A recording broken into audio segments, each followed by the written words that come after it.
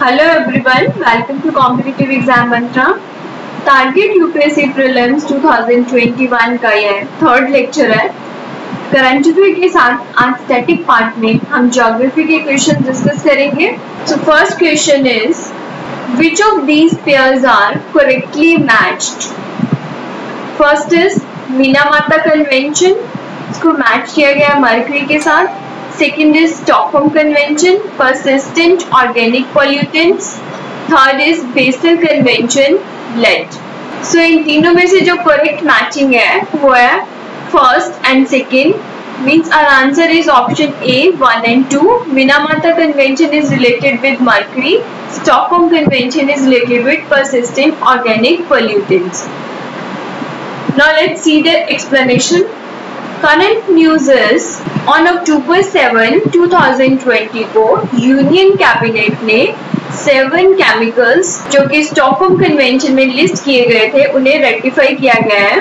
Further cabinet ने ये power delegate की है to the union ministry of external affairs and the ministry of environment, forest and climate change को। ना ये 7 persistent organic pollutants कौन कौन से हैं? These are फ्लोरोडिकॉन, hexabromo biphenyl, hexabromo diphenyl ether, heptabromo diphenyl ether, tetrabromo diphenyl ether, pentabromo diphenyl ether, pentachlorobenzene, hexabromo cyclododecaine, hexachlorobutadiene.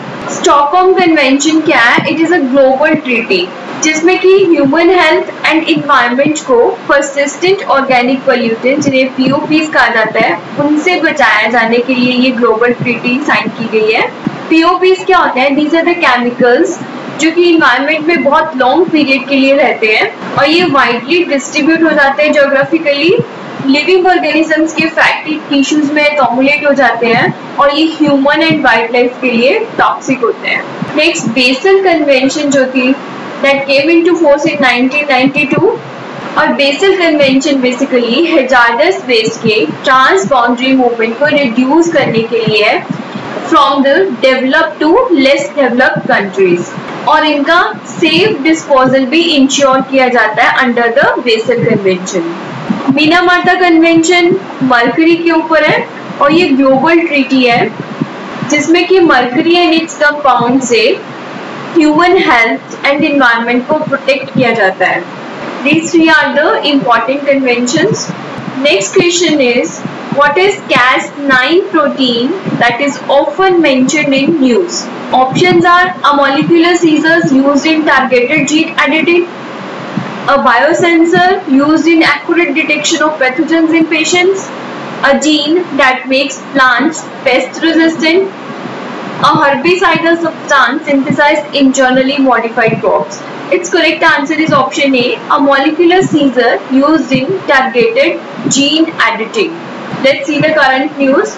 Chemistry का Nobel prize 2020 जो है वो इमैनुअल चार्पेंटियर एंड जेनिफर ए डॉगनर को अवार्ड किया गया है और ये इनको अवार्ड मिला है for the development of a method for genome editing के लिए। इन साइंटिस्ट ने जीन एडिटिंग टेक्निक जिसे कि CRISPR-Cas9 स्निपिंग सीजर कहा जाता है इसको डेवलप किया है। Now let's see what is CRISPR और Cas9. CRISPR is an abbreviation for clustered, regularly interspaced short palindromic repeats और ये एक जेनेटिक सीजर की तरह काम करते हैं। CRISPR सिस्टम के कंपोनेंट्स को यूज करके रिसर्चर्स जो हैं वो स्पेसिफिक डीएनए सीक्वेंस को ऐड, रिमूव या फिर ऑल्टर भी कर सकते हैं और इस टेक्नोलॉजी की वजह से न्यू अपॉर्चुनिटीज आई हैं in the field of cancer therapies, inherited diseases को क्योर करने के लिए and in the plant inbreeding. Next question is recently Kamchatka Peninsula was mentioned in news. It is located in which of the following country? Canada, Russia, China या फिर France? Correct answer is option D, Russia. Let's see its explanation. Russia में Kamchatka peninsula में लोगों ने burning eyes, fever, throat and fear of losing site की complain की थी और कंप्लेन के थोड़ी देर बाद ही मिलियंस ऑफ सी एनिमल्स जो थे वो डाई होना शुरू हो गए थे। तो इसके लिए एक इंक्वायरी टीम बिठाई गई थी और इंक्वायरी टीम के अकॉर्डिंग जो वहाँ पे level of phenols and oil compounds हैं वो सी में काफी राइज हो चुका है। इसके अलावा ये भी फेयर है कि जो मिलिट्री टेस्टिंग ग्राउंड्स में रॉकेट फ्यूल स्टोर्ड है वो लीक हो गया है। Now let's see some facts about the Kamchatka Peninsula. It is located in far eastern Russia. This is the location of the Kamchatka Peninsula. और ये Sea of Okhotsk on the west and Pacific Ocean and Bering Sea on the east पे located है। This is Sea of Okhotsk जो कि Kamchatka Peninsula के west में है and this is the Bering Sea जो कि इसके east में है। और कमचटका पेनिसुला जो है वो एक पॉपुलर डेस्टिनेशन प्लेस है एडवेंचर टूरिज्म के लिए और यहाँ पे काफी सारी वाइल्ड लाइफ पाई जाती है एंड लाइव वोल्केनोस भी हैं और कमचटका जो है वो यूनेस्को वर्ल्ड हेरिटेज साइट भी है। Next question is Ganga river dolphin day is celebrated on October 5 every year. Consider the following statements regarding Ganga River dolphin.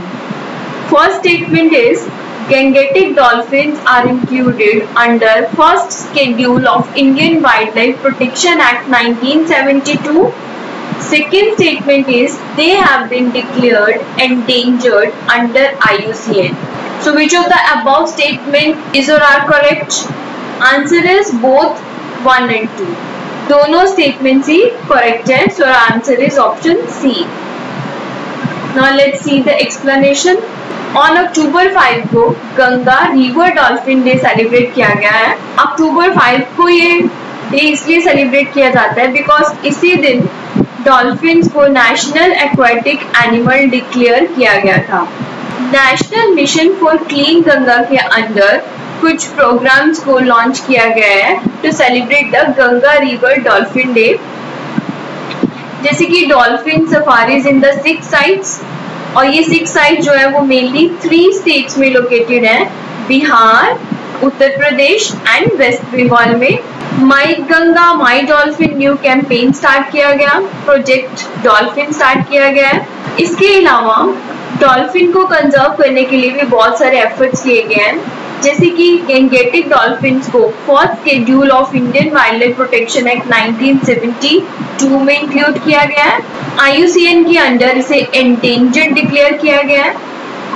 Sites means convention on international trade in endangered species में इसको appendix 1 में most endangered species माना गया है और conservation on migratory species में इसे appendix 2 में रखा गया है। वाइल्ड लाइफ प्रोटेक्शन एक्ट 1972 के अंडर बिहार में विक्रमशिला गेंगेस डॉल्फिन सेंचुरी भी बनाई गई है। Next question is which one of the following continent was not a part of the Gondwana land? Options are north America, south America, Africa या फिर Australia. Its answer is option A, North America. North America is not the part of the Gondwana land. Gondwana land में basically southern hemisphere के land masses included है, जैसे कि Antarctica, southern America, Africa, Madagascar, Australia, Arabian peninsula and Indian सब continent. सो इसलिए जो north America है वो इसमें इंक्लूडेड नहीं है। Next question is which of the following phenomena might have influenced the evolution of organisms?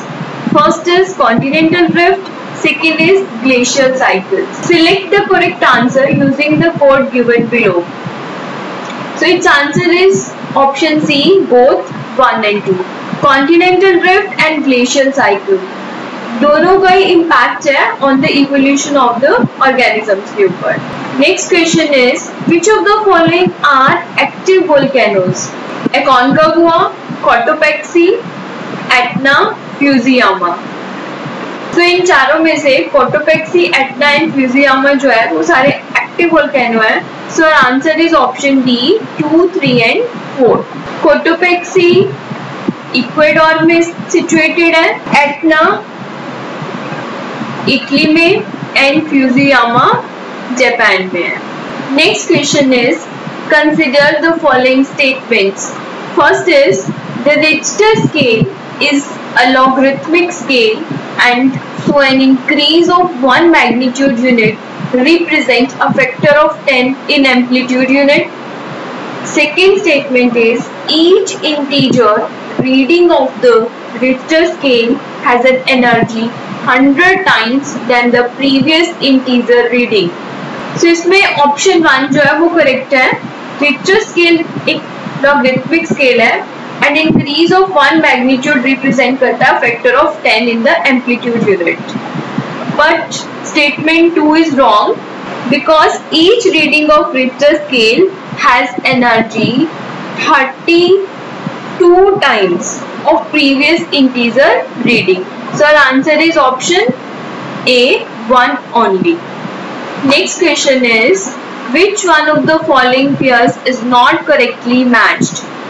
Geographical features and उनके regions दिए गए हैं. First one is Colorado Plateau, Southwestern US, Great Dividing Range, Australia, Atlas Mountains, Northwestern Africa, Patagonia Plateau, Southwest Africa. तो जो correctly matched नहीं है वो है Patagonia Plateau, जिसे कि साउथ वेस्ट अफ्रीका के साथ मैच किया गया है, लेकिन ये अर्जेंटीना साउथ अमेरिका में है.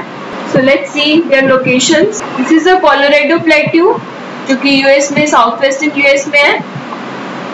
This is great dividing range Australia में है. देन एटलस माउंटेन्स जो कि नॉर्थ वेस्ट अफ्रीका में है. एंड देयर इज पेंटागोनिया जो कि अर्जेंटीना में है. चलिए अब देखते हैं question of the day. Volcanic eruption do not occur in the Baltic sea, black sea, Caribbean sea या फिर कैस्पियन सी.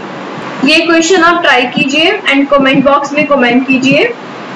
हम इस क्वेश्चन का आंसर आपको कल के लेक्चर में देंगे.